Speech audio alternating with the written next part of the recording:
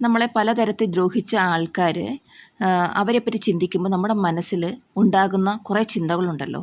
ഒന്ന് ദേഷ്യം, അതല്ലെങ്കിൽ വിഷമം, അല്ലെങ്കിൽ ഒരു പ്രതികാര ചിന്ത. അതൊക്കെ ഒഴിവാക്കാൻ ഒരു മാർഗമുണ്ട്.